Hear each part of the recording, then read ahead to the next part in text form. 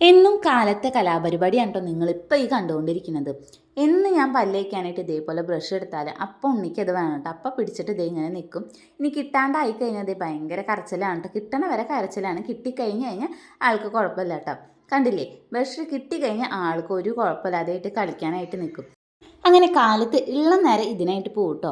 ഇപ്പോൾ പിന്നെ ഞാൻ എൻ്റെ വീട്ടിലായതുകൊണ്ട് കാലത്ത് എനിക്ക് വലിയ പണിയൊന്നും ഇല്ലാത്തതുകൊണ്ട് നമുക്ക് വലിയ കുഴപ്പമൊന്നുമില്ല. അങ്ങനെ ദേ ഞങ്ങളുടെ പല്ലുതേപ്പൊക്കെ കഴിഞ്ഞ് വരുമ്പോഴത്തേനും ദേ അമ്മമ്മ ഇവിടെ ദോശ ഉണ്ടാക്കിയിട്ടുണ്ടായിരുന്നു കേട്ടോ. അങ്ങനെ ദേ ഞാൻ ഒരു ദോശയും അതേപോലെ തന്നെ ഒരു ഗ്ലാസ്സിൽ കുറച്ച് വെള്ളം എടുത്തിട്ട് ഞങ്ങൾ നേരെ ഉമ്മാർത്ത് വന്നിരുന്നു കേട്ടോ.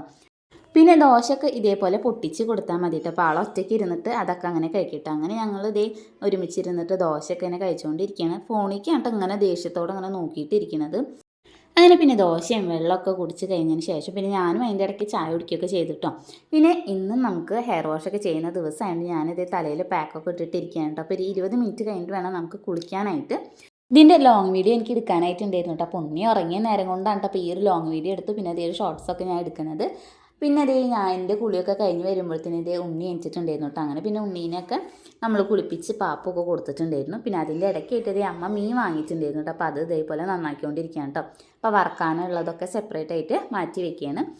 അങ്ങനെ ആ പണി കഴിഞ്ഞ് വരുമ്പോഴത്തേനും ഇതിവിടെ ദേ വെളുത്തുള്ളിയും ഇഞ്ചിയൊക്കെ നന്നാക്കാനായിട്ടുണ്ടായിരുന്നു കേട്ടോ. അപ്പോൾ അതൊക്കെ ഞാൻ ദേ നന്നാക്കിക്കൊണ്ടിരിക്കുകയാണ്. പിന്നെ ഇവർ ഇത് ടി വിയിൽ എന്തോ കാർട്ടൂൺ വെച്ചിട്ടുണ്ട്. അപ്പോൾ അതും കാണുന്നുണ്ട്. പിന്നെ എൻ്റെ കാലിൻ്റെ അടിയിലേറ്റ് ദേ ഉണ്ണി ഇരുന്ന് കളിക്കുന്നുണ്ട് കേട്ടോ.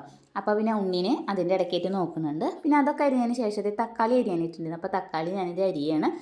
പിന്നെ നമുക്ക് ഇതേ തക്കാളി സബോളൊക്കെ അരിയാനായിട്ടുണ്ടായിരുന്നു. അപ്പോൾ തക്കാളി ഞാൻ ഇതേപോലെ നന്നാക്കിക്കൊണ്ടിരിക്കുന്ന സമയത്ത് ഇതിന് ചെറിയൊരു പീസ് ഞാൻ ഉണ്ണിക്ക് കൊടുത്തോട്ട്. ഇത് ഇവിടെ ഉണ്ടായ തക്കാളി ഉണ്ട്. അപ്പോൾ നല്ല തക്കാളി ആയതുകൊണ്ട് ചെറിയ പീസ് ഉണ്ണിക്കും കൊടുത്തു. പിന്നെ ഒരു ചെറിയ പീസ് ഞാനും കഴിച്ചിട്ടു. പിന്നെ അതിന് ശേഷം ഇതേ നമുക്ക് സബോള അരിയാനായിട്ടുണ്ടായിരുന്നു. അപ്പോൾ അതും ഇതേപോലെ ചെറുതാക്കി അരിഞ്ഞു കേട്ടോ.